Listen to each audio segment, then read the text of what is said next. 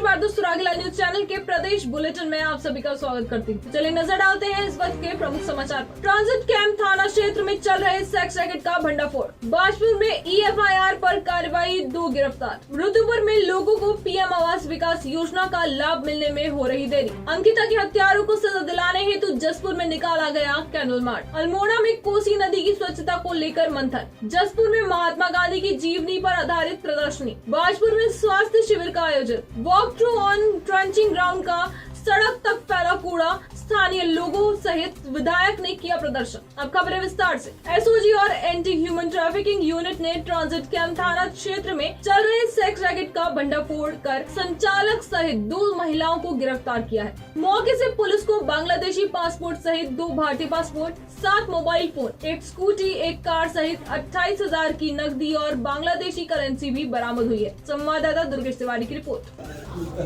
अभी एंगल आ जाएगा। जैसे 2 बांग्लादेशी महिलाएं और जिसके पास एक के पास बांग्लादेशी पासपोर्ट है और दूसरे के पास कोई कागज़ नहीं है, पूरा बांग्लादेशी का एक्सेंट है। तो कुल मिला के 2 बांग्लादेशी महिलाएं और 1 पुरुष है। तो वो अपने आप को यूपी का है रहने वाला बोल रहे, पर उसके भी कागज़ बहुत संदिग्ध है। कुल मिला के अंतर्राष्ट्रीय मानव तस्करी और प्रोस्टिट्यूशन रैकेट को हमने एक्सपोज किया है। उनके कब्जे से काफ़ी संदिग्ध चीज़ें और बहुत ही खुलासे वाला चीज़ें आया है। 1 बांग्लादेशी पासपोर्ट, 1 भारतीय पासपोर्ट, एक ही महिला का 2 अलग अलग स्टेट का कंट्रीज़ का पासपोर्ट है। अनिल मलिक का पासपोर्ट है, 7 मोबाइल फ़ोन, 3 ATM, 2 गाड़ियाँ, 1 4 व्हीलर, 1 2 व्हीलर और 1 RC और कहीं विभिन्न आधार कार्ड और वोटर ID कार्ड और पैन कार्ड्स बने हुए हैं। इस प्रकार के बांग्लादेशी नागरिक, 2 बांग्लादेशी नागरिक और संदिग्ध इंडियन नागरिक को हमने पकड़ा है। इसकी गहनता से इन्वेस्टिगेशन होगा। हम अभी भी किसी मुकाम पे हम नहीं बोल सकते कि यही सच है और यही एंड है करके, क्योंकि ये बहुत अच्छे से इन्वेस्टिगेशन होगा। इस इन्वेस्टिगेशन के लिए हमने एक SIT गठित किया है। हमने ऑलरेडी IB को सूचित कर रखा है। IB ने 1 राउंड पूछताछ करी है और भविष्य में भी कई मल्टीपल राउंड्स ऑफ पूछताछ होगा। NIA को भी हम अवगत कराएंगे। कोई और सस्पिशियस एंगल है तो वो भी हम खोजेंगे, NIA उसको खोजेगी, ठीक है ना। NIA को भी सूचित किया जाएगा। कुल मिला के ये कॉम्प्लेक्स ये जो ऑपरेशन है, इसको अंजाम देने में SOG का टीम और AHTO का टीम, हमारा भारत है, हमारा बसंती है, हमारा CO ऑप्स है अनुषा, और उनकी पूरी टीम, हर एक कांस्टेबल को मैं धन्यवाद और शुभकामनाएं देता हूँ। SP सिटी मनोज का नेतृत्व में ये ऑपरेशन हुआ है। सभी को मेरी तरफ से बधाइयाँ और 10,000 रुपये का रिवॉर्ड है। लेकिन यहाँ ये रुकेगा नहीं है, क्योंकि ये बहुत ही अन्य PC से बहुत अलग चीज़ है। अन्य खुलासों में चीज़ें कंप्लीट होकर आपको पास आती है कि ये हो गया था, ये हम खुलासा कर रहे हैं। अब ये ऐसा नहीं है। ये अभी हमें तार अभी जस्ट थोड़ा सा दिखा है, जड़। अभी जड़ कहाँ तक फैलेगा, कितने दिशा में फैलेगा, क्या क्या और तस्करी हुआ है, केवल मानव तस्करी का है, अन्य महिलाएं भी तस्करी हुआ है, या कुछ और भी चीज़ें तस्करी हुआ है, क्या है, संदिग्ध वस्तुएं तो नहीं तस्करी हो गया। Everything is part of investigation. तो इसलिए मैं आज आपको कंप्लीट पिक्चर नहीं दे पाऊंगा। बाजपुर कोतवाली पुलिस ने बाइक चोरी की दर्ज हुई पहली EFIR पर कार्रवाई करते हुए 2 आरोपियों को चोरी की बाइक के साथ गिरफ्तार किया है। संवाददाता शुभम गंभीर की रिपोर्ट।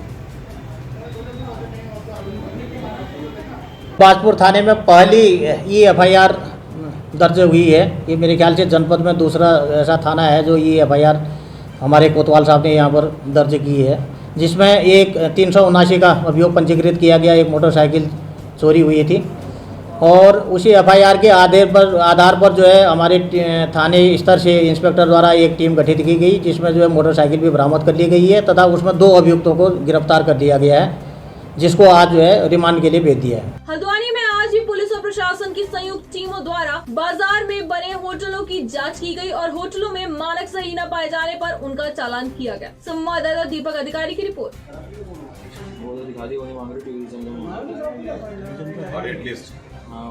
देखिए, शासन की नीति के अनुसार होटल, रिजॉर्ट, स्टे होम वगैरह जितने भी हैं, अभियान के तहत ये सारी चेकिंग चल रही है। इसमें जो भी अनियमितताएं होंगी उसके खिलाफ कार्रवाई करेंगे। तो इसमें राजस्व विभाग हैं, अध्यक्ष इस कमेटी के SDM साहब हैं, बाकी सदस्यगण हैं। तो सदस्यों में पुलिस है और टूरिज्म डिपार्टमेंट है, खाद्य विभाग है, नगर निगम है। तो सारे जो है मिल करके चेकिंग कर रहे हैं। जो है यहाँ पे एक सघन अभियान चलाया जा रहा है, जिसमें जो है पुलिस डिपार्टमेंट, राजस्व विभाग एवं पर्यटन डिपार्टमेंट, नगर निगम के द्वारा कंबाइंड एक अभियान चलाया गया है, जिसमें हम लोग विभिन्न अनियमितताएं यदि किसी होटल में पाई जाए तो उसको संचालन बंद करने की कार्रवाई के साथ साथ संबंधित के खिलाफ चालान की कार्रवाई कर रहे हैं। सर अभी तक कितने होटलों में आपके द्वारा अभी तक हम लोगों के द्वारा 4 होटलों में चालान किए गए हैं और संचालन बंद करते हुए, और अब उनके जो है चालान पर्यटन डिपार्टमेंट द्वारा किया जा रहा है। ऋतुपुर में प्रधानमंत्री आवास योजना शहरी के तहत गरीबों को पक्का आशियाना मिलने का इंतजार लंबा खिंच रहा है। यहाँ पर 2017 में प्रधानमंत्री आवास योजना प्रोजेक्ट को मंजूरी मिली थी, जिसके लिए जगह चिन्हित करने के साथ ही आवास निर्माण के लिए केंद्र सरकार की एजेंसी और उत्तराखंड आवास एवं नगर विकास प्राधिकरण के बीच कॉन्ट्रैक्ट भी हुआ था। लेकिन अब ऐन वक्त पर इस जगह को खारिज कर दिया गया और बागवाला गाँव में प्रोजेक्ट के लिए 15 एकड़ जमीन तलाशी गयी है। इस मामले में जिले के प्रभारी मंत्री गणेश जोशी ने गरीबों को जल्द आवास देने के लिए अधिकारियों को निर्देशित करने की बात कही है। संवाददाता दुर्गेश तिवारी की रिपोर्ट। 350 मकान यहाँ के रुके हुए हैं, क्योंकि उसमें यह है कि उसमें अपनी जमीन होनी चाहिए, और क्योंकि वो जो लोगों के उसमें नाम आए हैं वो पट्टे की जमीनें हैं। इस वजह से पूरे प्रदेश के अंदर सिर्फ उधम सिंह नगर ही हमारा 16,345 का जो लक्ष्य है उसके अगेंस्ट हमने 15,000 मकान हम बना चुके हैं। अभी इसमें टाइम बाकी है, तो मैंने जिलाधीश को निश्चित किया है कि उसमें कोई रास्ता निकालेंगे किस प्रकार हम इनको आवाज दे सकें, और दिशा में हमारी सरकार काम कर रही है। अंकिता को इंसाफ दिलाने की मांग को लेकर जसपुर में कांग्रेसी महिलाओं ने कैंडल मार्च निकाला, जो कि सुभाष चौक पहुंचकर खत्म हुआ। इस दौरान महिलाओं ने अंकिता को भावपूर्ण श्रद्धांजलि दी। संवाददाता दीपक चौहान की रिपोर्ट। बीजेपी को होश में आना चाहिए। अब भी अगर होश नहीं आया तो ये दिन ब दिन घटनाएं बढ़ती जाएंगी, और आरएसएस के पिल्ले पुलकित ने अपनी जो एफबी पर इतनी गंदी भाषा में उस बेटी के लिए अभद्रता पूर्वक शब्द लिखे हैं, उसको मैं क्या कहूँ। उसने एक बेटी को अपमानित किया है, उसका सपोर्ट करने की जगह उसको अपमानित किया है। ऐसे लोगों को सज़ा कड़ी से कड़ी मिलनी चाहिए। पुलकित आर्या को, विपिन कटवाल को, इन लोगों को सज़ा मिलनी चाहिए। हम अंकिता भंडारी के साथ हैं, और बल्कि अपनी हर देश की बेटी के साथ हैं जिनके साथ ये बर्बरता हुई है। पोषण पर कल धारानौला के रामलीला मैदान में होने वाले जन जागरूकता कार्यक्रम को लेकर नगर के एक होटल में सूचना एवं लोक संपर्क विभाग के क्षेत्रीय प्रचार अधिकारी राजेश सिन्हा मीडिया से मुखातिब हुए। संवाददाता हेमंत सिंह मेहरा की रिपोर्ट। तो वहाँ से ही शुरू की जाती है ये कार्यक्रम, पहले से चल 1 से लेकर 30 सितंबर तक 5वां पोषण पखवाड़ा पूरे देश में मनाया जा रहा है, जिसमें हम विभिन्न पोषण के विभिन्न आयामों के बारे में अवेयरनेस क्रिएट कर रहे हैं, और साथ साथ कई एनेबलिंग एक्टिविटी है। इसी को लेकर भारत सरकार के सूचना एवं प्रसारण मंत्रालय के अंतर्गत हमारा विभाग केंद्रीय संचार ब्यूरो नैनीताल कल अल्मोड़ा के धारानौला में एक कार्यक्रम करने जा रहा है दिन में 11 बजे से, जिसमें हम पोषण के कार्यक्रमों के साथ साथ प्रतियोगिताओं के माध्यम से पोषण के महत्व और सरकार की योजनाओं की जानकारी दे रहे हैं। कहाँ हैं सब लोग? शाम की चाय तो एक साथ होनी चाहिए, सब लोग एक साथ बैठना ही नहीं चाहते। पापा, try this. लो, सब लपक लिए।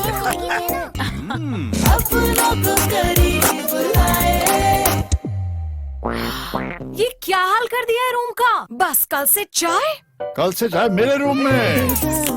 देवर पर नमकीन। अपनों को करीब ला। बाजपुर के होम्योपैथिक चिकित्सा केंद्र के चिकित्सक द्वारा कस्तूरबा गांधी आवासीय छात्रावास में निःशुल्क स्वास्थ्य शिविर का आयोजन किया गया, जिसमें छात्राओं को डेंगू से बचाव की जानकारी दी गई और निःशुल्क दवाओं का वितरण किया गया। संवाददाता शुभम गंभीर की रिपोर्ट।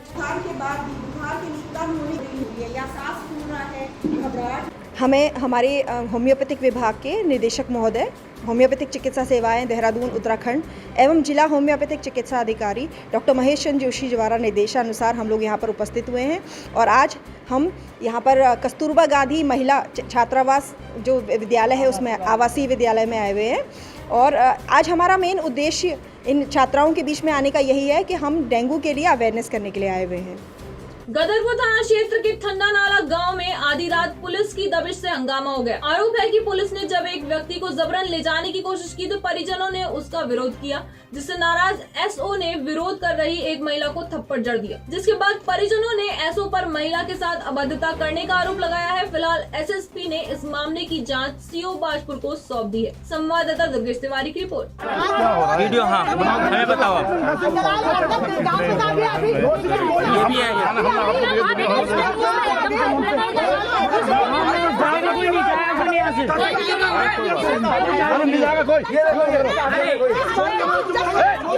जाओ, देखो ये महिला को मारपीट करने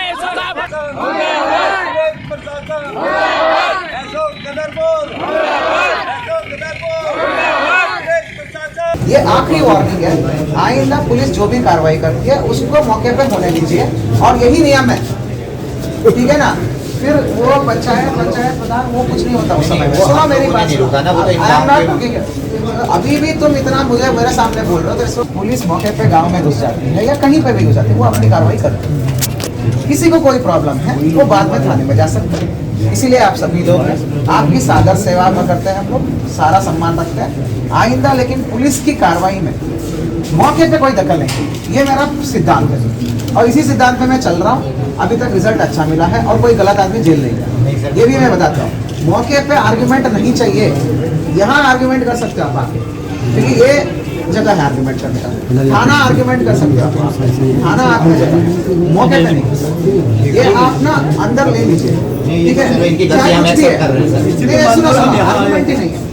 ये अगर होता के सामने बल प्रयोग करना कभी कभी मजबूरी हो जाता है। ये जब पंगे हो जाते हैं तो यही प्रॉब्लम तो कटिमा में हुआ। बातों में बातों बढ़ी और बड़ा पथराव हो गया, हमारे 2 महिला सिपाही घायल हो गए। 1:45 बजे पुलिस की एक गाड़ी आती है जिसमें 4 से 5 लोग थे।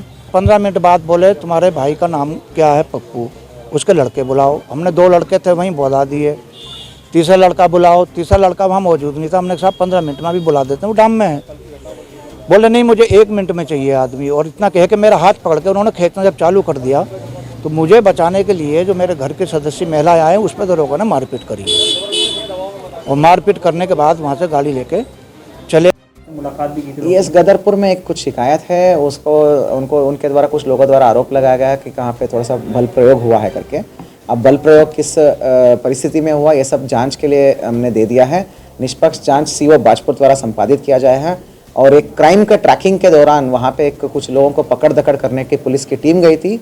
उनके साथ भी बदतमीजी हुआ है और उनके कब्जे से मुलजिम छुड़ाया गया है, ये भी दूसरा हमारा पुलिस की टीम का कहना है। तो मैंने राजपत्रित अधिकारी के लिए निष्पक्ष जांच के लिए दे दिया है। तो बल प्रयोग किस परिस्थितियों में हुआ, कैसा हुआ, तो उसके रिपोर्ट आने के बाद हम कार्रवाई भी करेंगे और अग्रिम एक्शन भी लेंगे हम। जसपुर तहसील परिसर में अजीम प्रेमजी फाउंडेशन द्वारा राष्ट्रपिता महात्मा गांधी की जीवनी पर आधारित पोस्टर प्रदर्शनी की और प्रोजेक्ट के माध्यम से लोगों को जागरूक किया गया। संवाददाता दीपक चौहान की रिपोर्ट।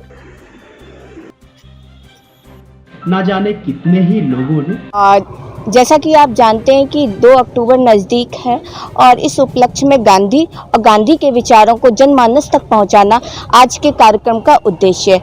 चूँकि तहसील परिसर ऐसा है जहां हर तरीके के व्यक्ति पढ़े लिखे से लेकर कॉमन पर्सन तक व्यक्ति आते हैं, तो इस उद्देश्य को ध्यान में रखते हुए हमने अपनी जो एसडीएम महोदय हैं, तहसीलदार महोदय हैं, इनसे बातचीत की और हमने ऐसा प्रस्ताव रखा कि ऐसी हमारे पास 100 पोस्टर्स हैं जिनकी प्रदर्शनी हम लगाएं। मैम ने इस प्रस्ताव का स्वागत किया और अपना समय और कहा कि आप परिसर में जैसा चाहें वैसी आपको सुविधा मिलेंगी और आप लगा सकते हैं।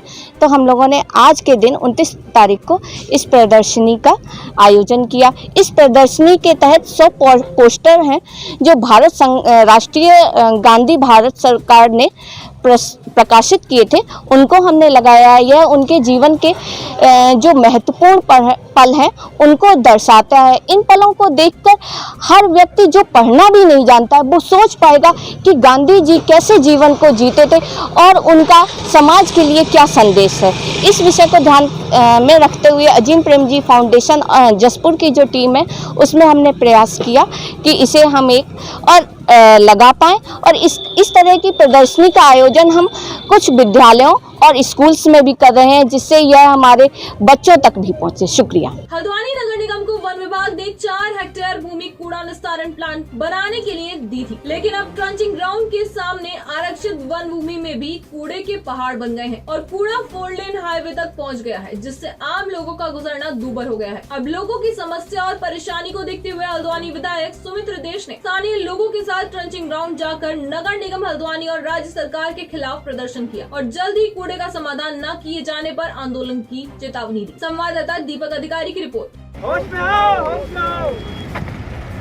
तो दी अंगड़ाई है। नमस्कार, मैं दीपक अधिकारी, आप देख रहे हैं सुरागी लाल न्यूज। हम इस टाइम पे करें हल्द्वानी के ट्रचिंग ग्राउंड में, जहां कूड़े को लेकर अंबार खड़ा है कूड़े का, जहां पहाड़, जिसे पहाड़ भी कहा जाता है। लगातार जो कूड़े का जो यहाँ पे नगर निगम द्वारा जो कूड़ा, मैं आपको दिखाना चाहूँगा किस प्रकार से कूड़े का यहाँ पे पहाड़ है, यहाँ पे किस प्रकार से लोगों को यहाँ पे दिक्कतों का सामना करना पड़ता है। एक तरफ जहाँ प्रधानमंत्री नरेंद्र मोदी जी बात तो करते हैं स्वच्छता अभियान को लेकर, स्वच्छ भारत को लेकर, तो कहीं ना कहीं धरातल में क्या देखने को मिलता है आप खुद देख सकते हैं किस प्रकार से यहाँ के लोग त्राही कर रहे हैं। यहाँ की बदबू की आती है। वहीं बात करी जाए, अभी कोरोना काल अभी बीता ही नहीं है, उसके बाद यहाँ पे कुछ लोग खड़े हैं, उनसे बात है, भैया किन किन दिक्कतों का सामना करना पड़ता है आपको यहाँ पे? इससे जितने छोटे बच्चे हैं, बुज़ुर्ग हैं जिनकी एज 50 साल से ऊपर है, आज वो दमे के मरीज़ हो गए हैं।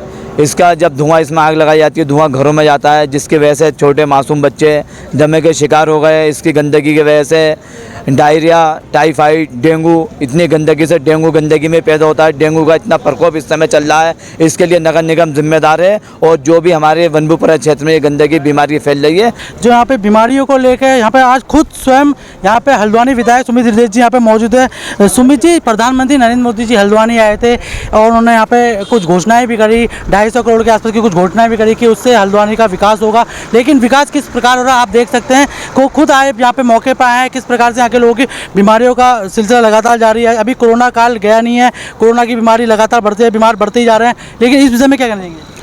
नहीं, देखिए, स्वच्छ भारत अभियान का जो लोग नारा देते हैं, उन्होंने कितना स्वच्छ अपने शहर को और अपने क्षेत्र को कर रखा है। ट्रेंचिंग ग्राउंड उसका ये बहुत बड़ा प्रमाण है। यहाँ पे आए माननीय प्रधानमंत्री जी को इस सड़क से लाना चाहिए था। मुख्यमंत्री जी तो कई बार इस सड़क से पार हुए, जो मंत्री हैं, राज्यसभा सांसद, केंद्रीय मंत्री हैं, कई बार इस सड़क से आए। क्या वो इस समय इस तरफ आके आंखें बंद कर लेते होंगे इस चीज़ को देखकर कि जल और वायु को जिस ट्रेंचिंग ग्राउंड ने इतना दूषित प्रदूषित कर दिया है कि आम जनता जो है उसका जीवन यापन तो है ही, कठोरता तो है ही इस समय के हिसाब से, लेकिन जीना भी मुश्किल हो गया, दुश्वार हो गया। तो वहीं जो आला अधिकारी है नगर निगम के, उनके वो उसका कहना होता है कि हमारे पास बजट नहीं है, लेकिन वो कहीं ना कहीं एसीओ की हवा खाने पे तक ही मशहूर है, लेकिन वो फील्ड में आना तो चाहते नहीं है। जो क्या कहना चाहिए? नगर निगम को नया यहाँ पे अपना सभागार बनाना चाहिए। बैठक से लेकर सब अधिकारी यहाँ बिल्डिंग में रहें, जिसमें एक भी एसी ना हो और खिड़की खुली रहे।